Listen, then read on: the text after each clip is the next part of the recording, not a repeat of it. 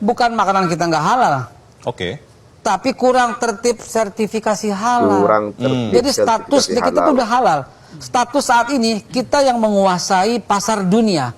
Ya, bagaimana mau tertib halal, Bapak? Kalau para pelaku usaha ketika ingin mengurus sertifikat halal itu malah dipersulit oleh orang-orang Anda sendiri, oleh oknum-oknum yang tidak bertanggung jawab yang ada dalam lingkaran lembaga halal itu. Dimintai duit hingga puluhan juta, bahkan ada yang miliaran. Sedih banget, urus sertifikat halal aja susah di negeri ini. Bayangkan aja warteg dimintai bayar 10 juta rupiah untuk mengurusi sertifikat halal. Dan ternyata yang lebih mirisnya lagi adalah ini pungli dari oknum. Bahkan Jakim Malaysia memerintahkan pihak pengimpor produk dari Indonesia untuk ditarik kembali tuh produk-produknya dari pasaran Malaysia. Jadi kontradiktif sekali dengan pengakuan yang dikatakan oleh Ketua Badan BPJH. Justru itu, sertifikat halal kita itu yang paling tinggi, yang paling diakui, yang paling dihormati. Paling banyak diterima? Paling banyak diterima. Dan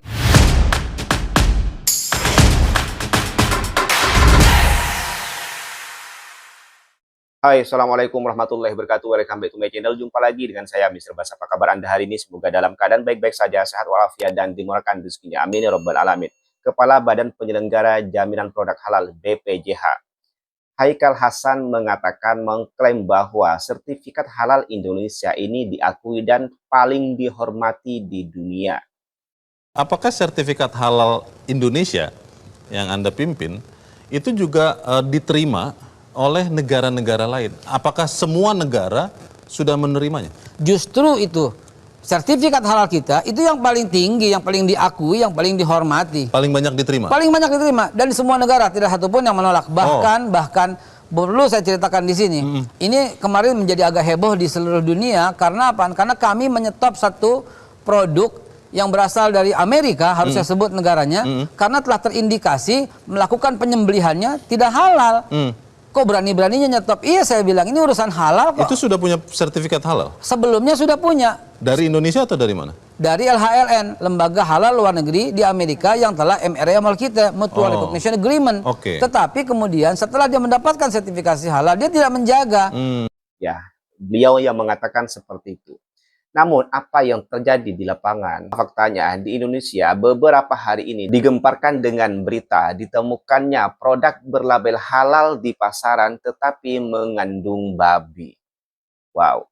Jadi kontradiktif sekali dengan pengakuan yang dikatakan oleh Ketua Badan BPJH. Bahkan Jakim Malaysia memerintahkan pihak pengimpor produk dari Indonesia untuk ditarik kembali tuh produk-produknya dari pasaran Malaysia karena dikhawatirkan ada kandungan babi di dalamnya meskipun berlabel halal di produk itu. Ya, ketika dilakukan pemeriksaan memang iya ada kandungan babi di sana. Seperti ini videonya. Wah, kecoh babe satu Malaysia bila Jakim ada buat pengumuman arahan tarik balik makanan lah beberapa produk daripada Indonesia sebab dia kesan ada DNA porcine. DNA porcine ni korang tahu tak apa? Korang pergi tanya pakcik Google sana. Isu ni sebenarnya dia jadi panas sebab apa tahu? Sebab masa produk tu siap, dia dah ada logo halal. Tapi bila dah disiasat oleh pihak Indonesia sendiri iaitu Badan Penyelenggara Jaminan Produk Halal ataupun BPJPH bersama Badan Pengawas Obat dan Makanan BPOM, barulah diorang sahkan ada unsur DNA porcine dalam 11 batch daripada 9 jenis produk makanan. So korang bayangkan korang makan makanan yang dah ada sijil halal daripada sana tapi sangkut juga. So rasa macam sangat kecewa lah guys Akan tetapi yang bagusnya Jakim ni dia cepat bertindak. Dia terus keluarkan arahan untuk tarik produk-produk ni daripada market lah. Jakim pun ada buat kerjasama dengan Majlis Agama Islam Negeri dan juga Jabatan Agama untuk semak balik produk yang dah terlepas masuk ke dalam pasaran kita ni. Dah macam satu operasi besar-besaran bersihkan dapur negara lah. Kira macam tu. Lagi satu, siapa yang tengah meniaga produk-produk ni pun kena double check lah dekat stok masing-masing. Takut ada yang tersangkut sekali. Bukan tu je, Kementerian Perdagangan Dalam Negeri KPDN pun bertindak agresif. Diorang buat satu pengumuman yang diorang juga akan bantu Jakim dalam operasi pembersihan ni. Maksudnya, setiap produk import daripada Indonesia yang ada babitkan isu ni akan ditapis dan dibuang daripada pasaran tempatan. Kalau korang tengok dekat portal news, ada dia punya laman web rasmi daripada BPJPH ni. Korang boleh semak dekat situ lah. Dan kita sebagai pengguna, kita kena mainkan peranan kita juga semak produk ni, jangan sampai kita terbeli, apatah lagi kita termakan lah. So ni dilema lah yang kita dapati bila kita ambil produk daripada luar sebab kita tak tahu sejauh mana diorang punya standard. Akan tetapi yang pasti adalah kalau dekat Malaysia, JAKIM punya halal ni adalah satu logo yang dianggap sebagai gold standard lah. So disebabkan standard yang berbeza ni, mungkin dekat sana diorang terlalu percaya pada laporan makmal pengeluar ke kan. Dan lagi satu, kalau sistem pemantauan tu lepas sijil tu keluar dia agak longgar, maksudnya tidak ada pemantauan yang berkala, cek semula produk-produk ni, benda-benda macam ni pun akhirnya akan terlepas. Walau apa pun, kita kena ucapkan tahniahlah kepada JAKIM kerana telah bertindak pantas di dalam hal ni. Ya, produk yang ditarik di Malaysia itu adalah produk yang tadinya sudah dicek di Indonesia, ternyata ada kandungan babinya, ataukah pihak Malaysia menarik produk itu setelah dilakukan tes sendiri, ya sudah dilakukan pemeriksaan sendiri bahwa di situ betul-betul ada babi, atau berdasar berita yang sudah keluar di Indonesia yang mana dalam beberapa produk yang berlabel halal ternyata di situ ada kandungan babinya, ataukah pihak Malaysia melakukan pemeriksaan sendiri yang kemudian ditemukan unsur babi di dalamnya, ya. Tapi apapun itu, tentu ini akan membuat citra sertifikat Indonesia itu diragukan oleh mata dunia. Yang mana tadinya mengklaim bahwa sertifikat halal Indonesia ini sangat diakui, sangat dihormati di dunia. Namun faktanya apa yang terjadi? Produk yang sudah dilabeli logo halal pun masih ada kandungan babi di dalamnya. Ini kan jadi pertanyaan dunia internasional. Bagaimana lembaga halal Indonesia ini bekerja? Kenapa hal seperti ini bisa lolos? Yang tadinya mengaku paling dihormati, paling diakui oleh dunia, namun yang terjadi malah seperti ini. Kan jadi kontradiktif sekali. Apa yang diomongkan tidak sesuai dengan fakta yang ada di lapangan. Seharusnya ketika Indonesia mengklaim bahwa sertifikat Indonesia sangat diakui dan dihormati oleh dunia, harusnya dibuktikan dengan fakta juga. Seharusnya hal seperti ini tidak terjadi. Ya. Sangat disayangkan sekali ya. Ini bisa membuat halal Indonesia dilakukan oleh dunia internasional, terutama Malaysia. Oke, selanjutnya kita tonton beberapa video berikut ini. Nah, ketika saya masuk ke dalam, saya teliti, saya ke pasar semuanya, bukan makanan kita nggak halal. Oke. Tapi kurang tertib sertifikasi halal. Kurang tertib Jadi status sertifikasi kita tuh udah halal. Status saat ini kita yang menguasai pasar dunia. Status saat ini. Cuman karena tidak tertib halal sehingga tidak tercatat. That's the problem. Jadi problem utama tuh itu. Bahkan kalau kita mau teliti lagi, oke, yang tadi yang Mas Leo sampaikan, kita tuh nomor 8 ya. Nomor 1 itu China. China itu sudah sampai angka 38 billion US dollar. Terus tadi juga disebut India juga besar. Prancis juga besar. Amerika juga besar, kita nomor 8. Tapi kalau kita teliti, ada 10 pemain utama global dunia, 5-nya punya kita. Dari 10 global terbesar yang memproduksi halal, 5 punya kita. Maksudnya ini Bio Farma di kita. Paragon, Wardah di kita. Terus Dexa di kita. Terus Mayora di kita. Jadi ini bisnis ya, perusahaan ya? Iya, Marta Tilar di kita. Itu 5 dari 10 itu punya kita semua. Lalu kemudian kenapa kita cuma dapat nomor 8? Karena kita tidak tertib halal. Ya, bagaimana mau tertib halal, Bapak? Kalau para pelaku usaha ketika ingin mengurus sertifikat halal itu malah dipersulit oleh orang-orang Anda sendiri, oleh oknum-oknum yang tidak bertanggung jawab yang ada dalam lingkaran lembaga halal itu.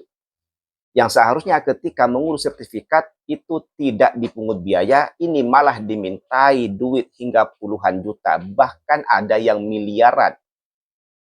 Pelaku usaha itu diperas untuk mendapatkan sertifikat halal. Kalau tidak bayar, maka tidak keluar tuh sertifikat.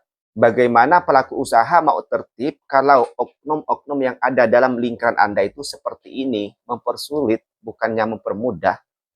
Lalu Anda menyalahkan masyarakat, pelaku usaha tidak tertib halal, tidak disiplin. Padahal yang mempersulit adalah lembaga-lembaga yang ada dalam lingkaran halal itu. Oke, kita tonton video selanjutnya. Sedih banget, urus sertifikat halal aja susah di negeri ini. Bayangkan aja warteg dimintai bayar 10 juta rupiah untuk mengurusi sertifikat halal. Dan ternyata yang lebih mirisnya lagi adalah ini pungli dari oknum. Yap, baru-baru ini Kepala Badan Penyelenggara Jaminan Produk Halal yaitu Haikal Hasan mengungkapkan adanya pungutan 10 juta rupiah untuk warteg yang ingin mengurus sertifikat. Bayangkan saja, dari 100 pengusaha warteg, mereka mengatakan bahwa kami mau sertifikat halal, tapi kami dimintai satu warteg 10 juta rupiah. Haikal menegaskan bahwa pungutan ini tidak sesuai dengan aturan pengurusan sertifikat halal. Sebab, kata beliau, Badan Penyelenggara Jaminan Produk Halal tidak memungut biaya, alias gratis untuk penerbitan sertifikat halal. Nah, gara-gara pungli seperti ini ternyata berpengaruh loh teman-teman terhadap posisi Indonesia sebagai penghasil produk halal. Bahkan yang nomor 1 di dunia penghasil produk halal itu adalah Cina. Sedangkan Indonesia berada di posisi ke-8. Itu karena masyarakat tidak menambahkan sertifikat halal yang dihalangi oleh oknum-oknum yang tidak bertanggung jawab tersebut. Nah, Haikal mendorong seluruh pengusaha warteg agar mengikuti sertifikat halal untuk rumah makan dan kalau ada pungli segera dilaporkan. Miris sekali ya, miris. Jadi pelaku usaha itu bukan tidak mau mengurus sertifikat halal, tapi karena oknumnya inilah yang mempersulit mereka sehingga mereka tidak mau mengurus sertifikat karena harus bayar jutaan, saudara. 10 juta. Pelaku usaha mendapatkan hasil tidak seberapa, malah diperas, malah dipungut biaya sebanyak itu. Tadi dari 100 warung makanan, warung Tegal ya, warung Tegal itu warung-warung di tepi jalan itulah ya, yang kelasnya kelas UMKM, itu dimintai 10 juta untuk menerbitkan sertifikat halal, yang mana seharusnya itu gratis. Bahkan kalaupun ada itu sedikit sekali. Tidak sampai jutaan, mungkin ratusan saja. Ratusan ribu. Ini pemerintah bereskan oknum-oknumnya saja dulu, baru nanti mewajibkan pelaku usaha untuk mengurus sertifikat halal, menambahkan sertifikat halal di usahanya. Oke, kita tonton video selanjutnya yang mana ini lebih miris lagi, malah dimintai duit sampai miliaran, saudara. Oke, kita tonton saja dulu videonya. Ngajuin sertifikasi halal, yang didapat malah upaya pemerasan. Ya, Bila pemerasan dipenuhi yang dapat. bisa sampai miliaran rupiah. Hal itu dialami oleh founder Almas Fried Chicken, Okta Wirawan. Jadi, 6 bulan lalu, Okta ini ngajuin sertifikasi halal untuk restoran cepat sajinya Fried Chicken Almas. Namun, setelah 6 bulan proses pengajuan itu, sertifikasi halal produknya nggak kunjung selesai. Selama itu ya, Okta berbulan-bulan mengaku ya. ada oknum yang sengaja mempersulit dirinya untuk mendapatkan sertifikat itu. Lebih miris lagi, oknum itu mencoba memeras dirinya. Oknum itu memungut biaya berlebihan sampai ratusan juta, padahal tarif resminya hanya ratusan ribu rupiah. Bahkan ada oknum yang mematok biaya tambahan berdasarkan jumlah cabang dan karyawan. Jika ditotal, biaya yang harus dikeluarkan Okta mencapai miliaran rupiah. Nggak tahan dengan upaya pemerasan itu, Okta akhirnya melaporkan hal itu kepada Ketua Badan Penyelenggara Jaminan Produk Halal atau BPJPH, Haikal Hasan. Mereka pun akhirnya bertemu untuk membahas pengaduan Okta. Menurut Haikal, seharusnya proses pengurusan sertifikasi halal itu mudah, cepat, dan murah.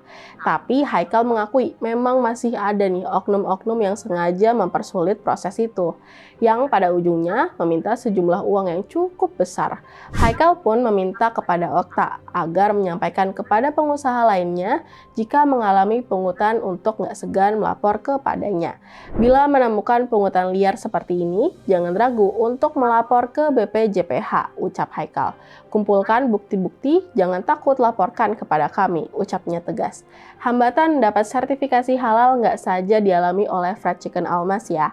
Sebelumnya juga dialami oleh Mie Gacoan. Mie Gacoan adalah merek dagang jaringan restoran mie pedas nomor 1 di Indonesia. Merupakan anak perusahaan dari PT Pestapora Abadi.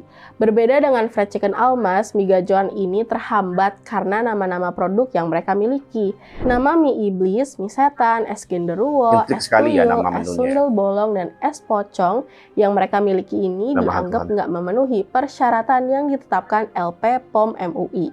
Nama-nama itu dianggap mengarah kepada kebatilan. Akhirnya, Mie Gacoan pun mengalah dengan mengubah nama produk-produknya. Mie iblis diganti dengan mie home pimpa, mie setan diganti dengan Mie Gacoan, es genderuwo diganti dengan es gobak sodor, dan yang lainnya. Tapi yang dialami oleh Fried Chicken Almas lebih serius sih, karena mengarah kepada pemerasan.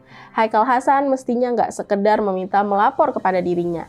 Dia seharusnya menindaklanjuti pengaduan Okta dengan melakukan investigasi kepada jajarannya dan pihak-pihak lainnya yang memang terlibat dalam proses pengajuan sertifikasi halal itu. Seperti yang kita ketahui nih, dalam proses sertifikasi halal ada beberapa pihak yang terlibat dalam proses itu. Pertama adalah BPJPH. kedua, Lembaga Pemeriksa Halal atau LPH, dan ketiga, MUI. Permohonan dan pemeriksaan dokumen dilakukan oleh BPJPH. Setelah lolos, pemohon diminta untuk melakukan pemeriksaan produk ke LPH. Hasil pemeriksaan diserahkan kepada MUI yang akan membuat fatwa berdasar hasil pemeriksaan itu. Setelah diberikan fatwa halal oleh MUI, BPJPH akan menerbitkan sertifikasi halal itu. Nah, di ketiga pihak itu, di manakah Okta mengalami pemerasan? Haikal Hasan harus membongkar praktek kotor itu. Yuk, Pak Haikal Hasan, bongkar praktek kotor sertifikasi halal. Ya, dimintai hingga miliaran rupiah. Wow, yang seharusnya itu tadi cuma ratusan ribu. Fantastis sekali nih. Para oknum-oknum tidak bertanggung jawab yang berada dalam jajaran proses penghalalan ya, proses sertifikasi halal. Fantastis sekali ya, tidak tanggung-tanggung. Miliaran saudara, bukan jutaan lagi, bukan ratusan lagi, tapi miliaran. Allah, ini bagaimana pelaku usaha mau tertib halal kalau mereka diperas tidak tanggung-tanggung hingga miliaran itu. Ini keterlaluan sih kalau pemerintah tidak menginvestigasi oknum-oknum yang berada dalam lingkaran itu ya. Jangan salahkan pelaku usaha, jangan salahkan masyarakat tidak punya sertifikat. Tapi benahi dulu oknum-oknum yang ada di dalamnya itu. Bersihkan dulu, baru memaksa atau mewajibkan masyarakat membuat sertifikat halal. Mengajukan sertifikat halal kepada pihak BPJH. Ya, lagian kok ribet amat sih untuk mengurus surat sertifikat halal ini. Ya, ribet amat. Tadi sampai 6 bulan, itu pun menunggu lama, tidak jadi juga tuh sertifikat halalnya. Malah diperas, malah dimintai duit tuh hingga miliaran. Baru nanti sertifikatnya keluar, diterbitkan. Ya, udah lama diperas lagi. Ini proses sertifikasi halal ini kok ribet amat ya, ruwet banget, complicated banget ya. Dari pelaku usaha mengajukan ke BPJH, dari BPJH melaporkan kepada pihak LPH, dari LPH ditujukan ke MUI, dari MUI setelah keluar fatwa halal nanti dilanjutkan ke BPJH lagi. Ribet amat proses sertifikasinya. Birokrasinya itu panjang sekali. Kenapa tidak dari pelaku usaha langsung ke BPJH aja? Dua arah langsung, tidak perlu berbelit-belit seperti ini. Tidak perlu melibatkan pihak-pihak yang lain sehingga membuat proses ini menjadi ribet, ruwet, dan memberikan peluang kepada oknum-oknum tidak bertanggung jawab untuk memeras pelaku usaha dengan duit yang fantastis, saudara. Ya, lagi-lagi pemerintah jangan salahkan pelaku usaha apabila mereka tidak tertib halal. Tetapi salahkan para oknum-oknum yang berada dalam lingkaran sertifikasi halal itu agar tidak mempersulit para pelaku usaha, agar tidak memungut biaya, agar tidak melakukan pungutan liar kepada pelaku usaha. Yang seharusnya gratis malah dimintai duit. Allah. Ini kenapa sih dalam setiap lini di Indonesia ini selalu ada pungutan liar, selalu ada korupsi, ini, itu. Kenapa sih? Kemudian kenapa Indonesia ini suka hal-hal proses yang complicated daripada proses-proses yang simple? Yang seharusnya tadi itu bisa dilakukan dari pelaku usaha langsung ke BPJH, tetapi ini melalui proses-proses yang panjang dari pihak, harus melewati pihak-pihak tertentu, kemudian nanti keluarlah sertifikat itu pun kalau tidak diperas ya. Allah. Oke, selanjutnya di next konten saya akan membahas tentang status halal di tingkat global. Indonesia kalah dari Malaysia, yang mana Malaysia nomor 1. Nanti saya akan bahas di next konten ya. Makanya ikuti terus konten saya. Oke, mungkin cukup sekian konten pada kali ini. Kurang lebihnya saya mohon maaf. Sampai jumpa di next konten. Wassalamualaikum warahmatullahi wabarakatuh.